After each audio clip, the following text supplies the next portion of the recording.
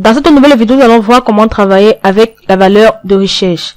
Alors, voici une question hypothétique. Et si vous connaissez déjà le résultat souhaité? Alors, par exemple, vous savez peut-être que vous souhaitez économiser 50 000 $ pour l'achat de nouveaux équipements dans 5 ans, que vous devez obtenir une marge brute de 30% dans un prochain budget. Alors, si vous ne deviez manipuler qu'une seule variable pour obtenir ces résultats, vous pouvez utiliser la fonction de recherche d'objectif de valeur d'Excel. Alors, lorsque vous indiquez à la recherche de valeur la valeur finale dont vous avez besoin et la variable à modifier, elle trouve la solution pour vous le cas échéant. Alors, nous allons simplement voir de près comment fonctionne la recherche de valeur. Lorsque vous configurez une feuille de calcul pour utiliser les recherches d'objectifs, vous avez généralement une formule dans une cellule et la variable de la formule avec une valeur initiale dans une autre. Alors, votre formule peut avoir plusieurs variables, mais la recherche de valeur ne vous permet de manipuler qu'une seule variable à la fois. Donc, la recherche de valeur fonctionne en ajoutant tout simplement une méthode itérative pour trouver une solution. Donc, c'est-à-dire que la recherche de valeur commence par essayer une valeur initiale de la variable pour voir si le résultat souhaité est obtenu. Si ce n'est pas le cas, la recherche de valeur essaie différentes valeurs jusqu'à ce qu'elle converge vers une solution. Alors, nous allons simplement voir à présent la course d'objectifs en cours. Alors, avant d'exécuter la recherche de valeur, vous devez configurer votre feuille de calcul d'une manière particulière. Cela signifie faire 3 choses. Donc, premièrement, vous configurez une cellule en tant que cellule en cours de modification qui correspond tout simplement à la valeur manipulée de manière itérative par la valeur de recherche pour tenter d'atteindre l'objectif. Alors, comme dans cette feuille de calcul, nous avons tout simplement la valeur initiale pour le dépôt annuel qui est tout simplement de 0. Alors, deuxièmement, vous devez configurer d'autres valeurs d'entrée pour les formules et leur donner la valeur initiale appropriée. Donc, comme c'est le cas dans cet exemple, avec tout simplement le taux d'intérêt qui est de 5% et la période qui est de 5. Donc, ensuite, vous devez tout simplement créer une formule que la valeur cible utilisera pour essayer d'atteindre l'objectif. Donc, comme pour cette feuille de calcul, nous avons tout simplement le calcul d'un fonds d'investissement. Donc là, nous avons utilisé la variable pour calculer la valeur future d'investissement pour une entreprise. Alors, nous allons simplement utiliser un exemple. Supposons que vous soyez un propriétaire de petite entreprise cherchant à acheter un nouvel équipement d'une valeur de 50 000 $ dans 5 ans. Donc, en supposant que vos placements génèrent un intérêt de 5%, combien deviez-vous mettre de côté chaque année pour atteindre cet objectif? Alors, comme vous pouvez le constater, c'est la cellule C6 qui est la cellule en évolution, qui est tout simplement le dépôt annuel. Donc, avec dans un fond une valeur initiale tout simplement qui est de 0. Ensuite, les autres cellules telles que les cellules C4 et C5 et les cellules C4 sont utilisées comme constantes pour la valeur d'investissement, ou encore VC. Alors, comme vous pouvez le constater dans la cellule C8, nous avons tout simplement entré une formule avec la fonction VC qui calcule tout simplement la valeur future du fonds d'équipement. Alors, lorsque la recherche d'objectifs sera terminée, la valeur de cette cellule doit tout simplement être de 50 000 $. Alors, avec cette feuille de calcul prête à l'emploi, nous allons tout simplement suivre certaines étapes pour configurer la recherche de valeur. Alors, pour cela, nous allons tout simplement sélectionner l'onglet de données du ruban. Ensuite, dans le groupe prévision, sélectionnez analyse scénario. Ensuite, sélectionnez valeur cible. Et là, vous avez une boîte de dialogue valeur cible qui apparaît. Alors, nous allons tout simplement utiliser la zone de cellule à définir, la zone de test de cellule à définir pour entrer tout simplement une référence à la cellule contenant la formule que vous souhaitez que la valeur cible manipule. Donc, pour cet exemple, c'est tout simplement la cellule C8. Donc là, c'est cette cellule que nous voulons manipuler. Et ensuite, nous avons tout simplement la valeur atteindre, la valeur que nous souhaitons atteindre. Comme nous l'avons dit tout à l'heure, nous souhaitons atteindre 50 000 $. Et la cellule à modifier est tout simplement le dépôt annuel qui est tout simplement la cellule C6. Donc, lorsque nous avons terminé, nous allons tout simplement valider notre opération. Alors, lorsque je valide mon opération, Excel commence tout simplement une itération et affiche tout simplement la boîte de dialogue, l'état de la recherche. Alors, lorsque vous avez terminé, la boîte de dialogue vous indique si la valeur a trouvé une solution. Donc là, pour le constater, la valeur cible qui était de 50 000, la valeur actuelle qui est tout simplement de 50 000 $. Donc, la valeur cible a été retrouvée. Donc, lorsque vous voulez valider Pour savoir, vous devez simplement cliquer sur OK. Et là, comme vous pouvez le constater, vous devez simplement avoir un dépôt annuel de 9049 $ pour une période de 5 ans pour avoir un investissement de 50 000 $. Alors, il est important de noter que la plupart du temps, la valeur recherche trouve tout simplement une solution relativement rapide à la barre de dialogue valeur cible qui apparaît à l'écran pendant une seconde ou deux. Alors, pour des opérations plus longues, vous pouvez tout simplement choisir. Donc là, lorsque je reviens, que je veux tout simplement avoir là, c'était la cellule C8 au niveau de la valeur cible, nous sommes tout simplement à 50 000.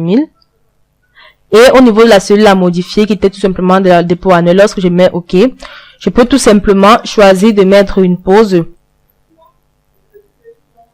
Donc, pour des opérations plus longues, vous pouvez tout simplement choisir de mettre une pause dans la barre de dialogue état de la recherche pour arrêter la valeur de la recherche et parcourir le processus une itération à la fois.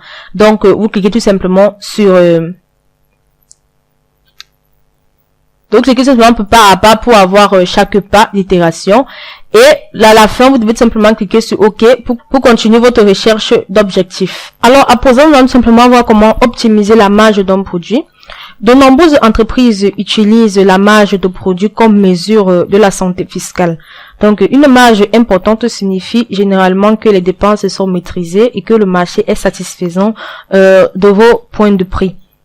Donc, bien sûr, la marge de produit dépend de nombre de facteurs, mais vous pouvez utiliser la recherche de valeur pour rechercher la marge optimale en fonction d'une seule variable.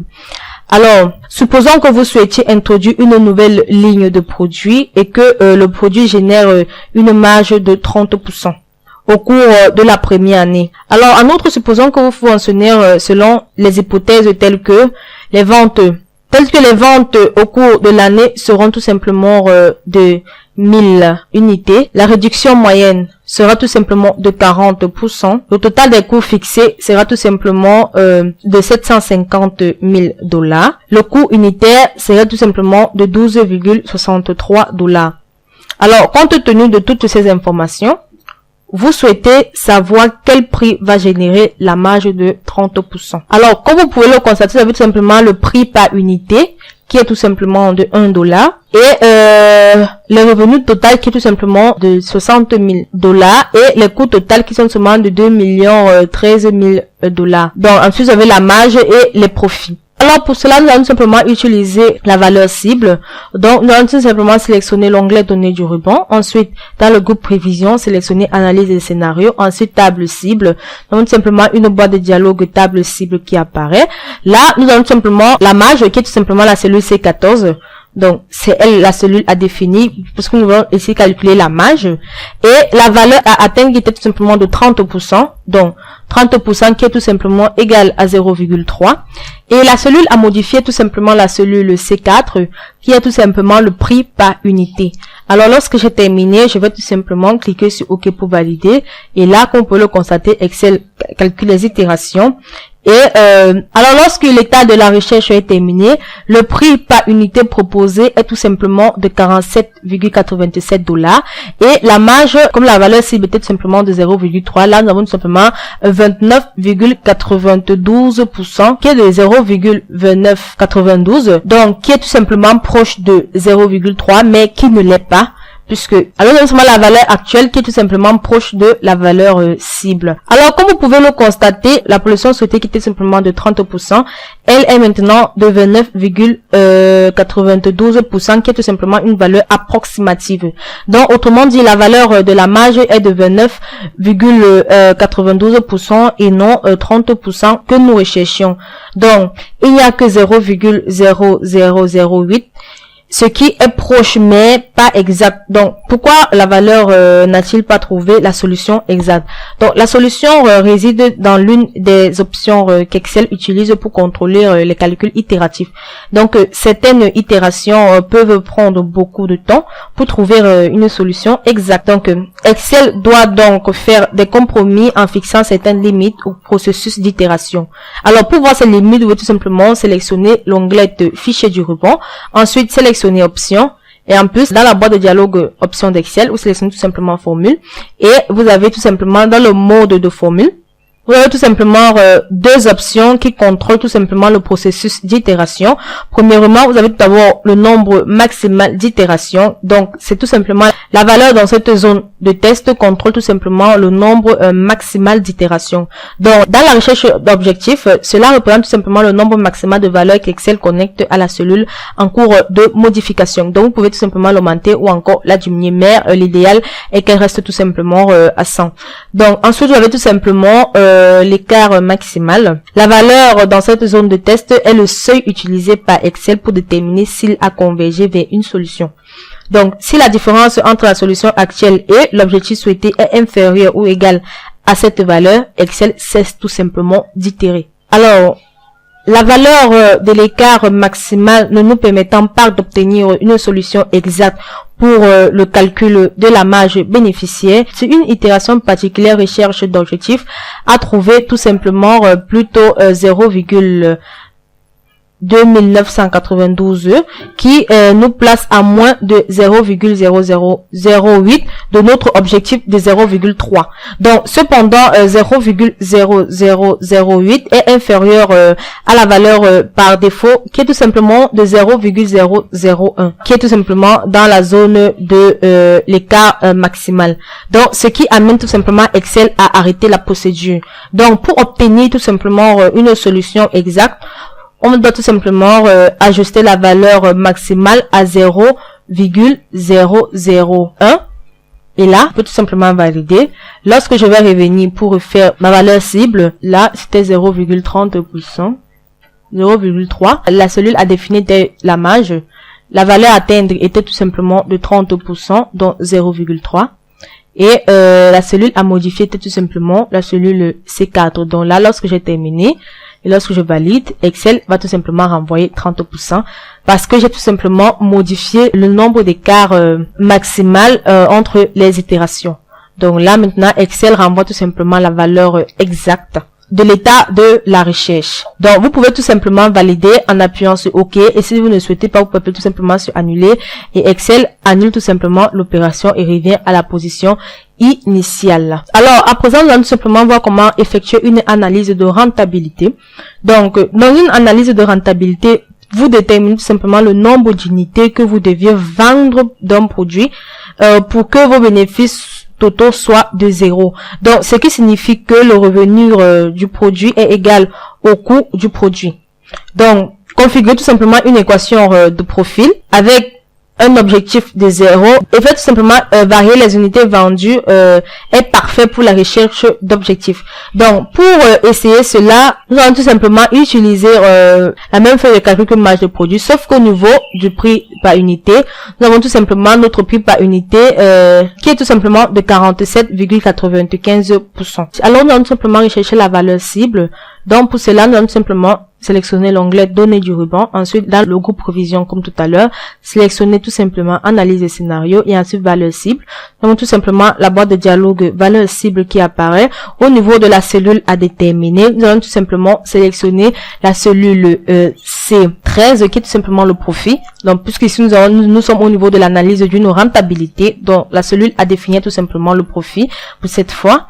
Et au niveau de la valeur à atteindre, nous allons tout simplement entrer une valeur de 0 et qui est tout simplement l'objectif du profit.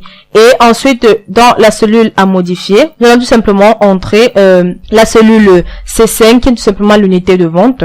Et lorsque nous allons terminer, nous pouvons tout simplement valider notre opération en appuyant sur OK. Et Excel calcule tout simplement les itérations et affiche l'état de la recherche.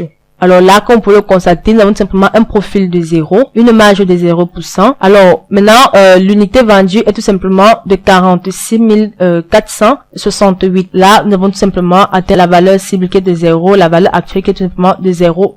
Je peux tout simplement valider l'état de recherche en cliquant sur OK. Alors, à présent, nous allons tout simplement voir comment résoudre des équations algébriques. Les équations algébriques ne sont pas fréquentes dans un contexte d'entreprise, mais elles apparaissent parfois dans les modèles complexes. Donc, heureusement, la recherche d'objectifs est également utile pour résoudre des équations algébriques complexes d'une variable. Alors, nous voulons tout simplement trouver pour résoudre l'équation plutôt désagréable qui s'affiche sur cette feuille de calcul. Alors, bien que cette équation soit trop complexe pour la formule quadratique, elle peut être facilement restituée dans Excel. Alors, comme vous pouvez le constater ici, le côté gauche de l'opération peut être représenté par des formules telles que là, nous avons tout simplement le 3 que nous avons tout simplement multiplié par A2 qui est tout simplement la valeur à trouver qui est X. Et ensuite, nous l'avons soustrait à 8 et nous l'avons élevé au carré. Ensuite, nous avons trouvé la valeur de X que nous avons tout simplement soustrait à 1 et que nous avons divisé le tout par 4 fois X au carré moins 5. Donc, c'est encore cette équation qui a tout simplement été restituée dans la cellule B2 sous forme linéaire. Alors, comme vous pouvez le voir, la cellule A2 représente tout simplement la variable X et vous pouvez tout simplement résoudre cette équation dans la recherche d'objectifs en définissant l'objectif de cette équation à 1 du côté droit de l'équation et en faisant varier la cellule A2 pour avoir la solution à cette équation. Donc, pour cela, nous allons tout simplement utiliser la valeur de recherche comme nous le faisons tout à l'heure. Nous allons tout simplement sélectionner l'onglet données du ruban, ensuite analyse le scénario, valeur cible et au niveau de la valeur à définir. Alors, la valeur à définir est tout simplement la cellule B2 qui est l'équation et la valeur à atteindre est tout simplement de 1. Donc, c'est ce 1. Et la cellule à modifier est tout simplement l'équation X. C'est tout simplement la valeur X qui est tout simplement A2. Alors, lorsque j'ai terminé, je peux tout simplement cliquer sur OK. Et là, Excel lance une itération et trouve la valeur de l'équation X qui est tout simplement de 0,94, 68 et 9 et la solution est tout simplement de 1,0003. Alors je vais tout simplement accepter l'état de recherche en cliquant sur OK. Comme vous pouvez le constater, vous pouvez tout simplement utiliser les valeurs cibles pour résoudre des équations, faire des analyses de rentabilité, faire des marges de produits et avoir des valeurs de recherche et tout ce qui peut tout simplement vous apporter à résoudre certaines équations lorsque vous avez tout simplement une réponse d'avance et que vous voulez tout simplement varier les variables dans votre équation. Donc